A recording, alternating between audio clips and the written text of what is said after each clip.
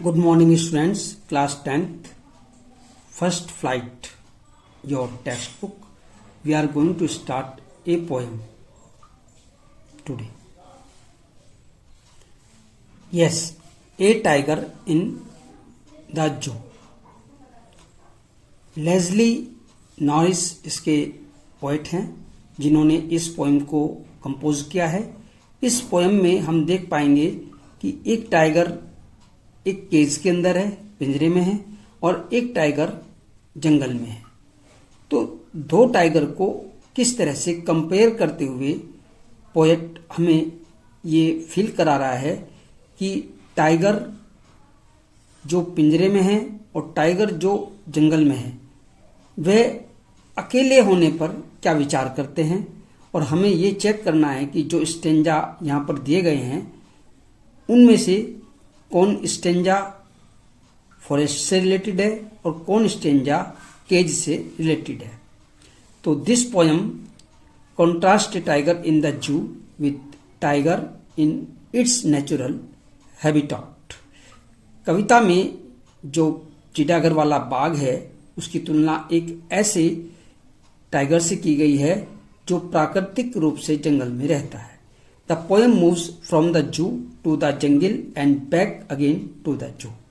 Poem धीरे धीरे जंगल की ओर जाती है और फिर जंगल से वापस पिंजरे में आ जाती है। Read the poem silently once and see which stanzas speak about the tiger in the zoo and which ones speak about the tiger in the jungle. Poem को हम पढ़ेंगे और पता लगाएंगे कि इसमें कौन से स्टेंजा उस टाइगर से रिलेटेड हैं जो जू में रहता है और कौन से स्टेंजा ऐसे हैं जो फॉरेस्ट या जंगल में रहता है। आइए स्टार्ट करते हैं ये पोएम। आप लगातार इस पर अपनी एक नज़र बनाए रखेंगे और चीज़ों को ध्यानपूर्वक देखेंगे। He stalks in his webbed strips। जो टाइगर होता है उसके शरीर पर धारियां होती हैं और वो धारियां यहाँ पर स्पष्ट विव्ड नजर आ रही हैं, स्पष्ट नजर आ रही हैं और वह धीरे धीरे अपने पिंजरे में चल रहा है। The few steps of this cage, उस पिंजरे में कुछ ही कदम। On pads of velvet white, उसकी जो गद्देदार पैर हैं वो आवाज नहीं करते। लगता ऐसा है जैसे वह वेलवेट के किसी बिछोने पर, किसी कपड़े के ऊपर चल रहा हो। इन हिज क्वाइट रेज, अपने क्रोध को शांति से दबाए हुए। नेक्स्ट पैराग्राफ है, ही should B lurking in Shadow. ऐसा लगता है जैसे वह अंधेरे में घात लगाए बैठा हो अपने शिकार को ग्रहण करने के लिए। अब ये जंगल के शेर की बात हो रही है। स्लाइडिंग थ्रू लॉन्ग ग्रास, उसके आसपास लंबी लंबी घास उगी हुई है।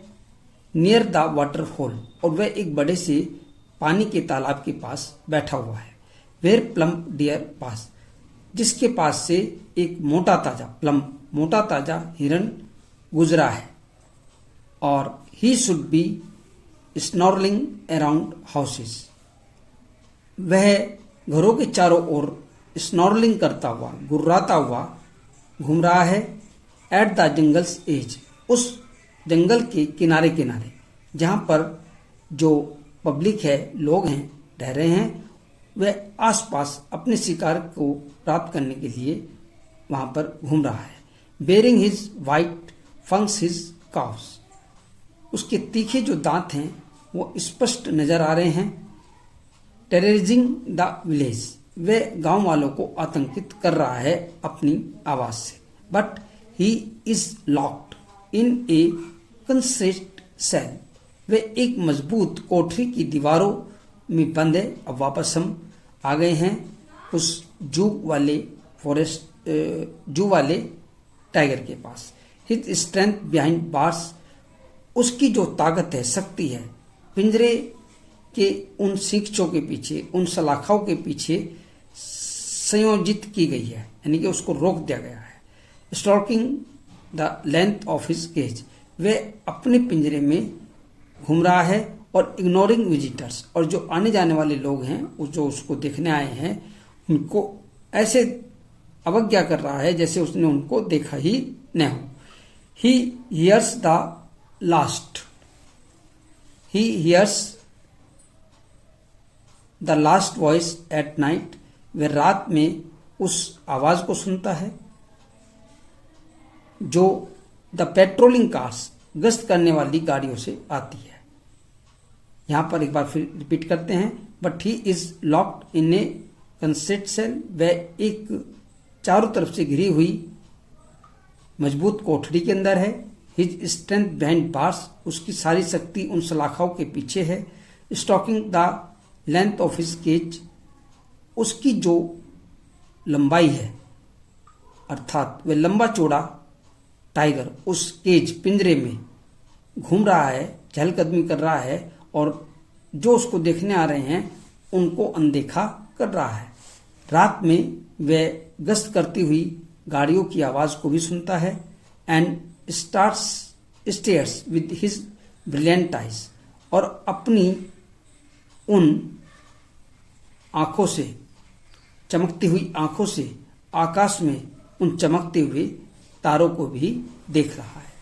यहाँ पोइट ने टाइगर के दो डिफरेंट पिक्चर्स हमें दिखाए हैं और उनमें कंपेयर करने के लिए हमें कहा भी है। हम क्लियरली कंपेयर कर सकते हैं कि कौन सी लाइन हमारी फॉरेस्ट से रिलेटेड है और कौन सी लाइन हमारी जू से रिलेटेड है। तो यहाँ पर ये पोएम समाप्त हो जाती है। इसके पैसेज के question answer, short and long questions हम आपको कल सेंड करेंगे। आज आप इस पोएम से रिलेटेड कुछ मीनिंग्स भी लिखेंगे, वो आपको सेंड किए जाएंगे और आप इस पोएम को एटलीस्ट 2 times रीड करेंगे। Okay, thank you very much, have a nice day. A tiger in the zoo poem यहाँ पर समाप्त हो जाए।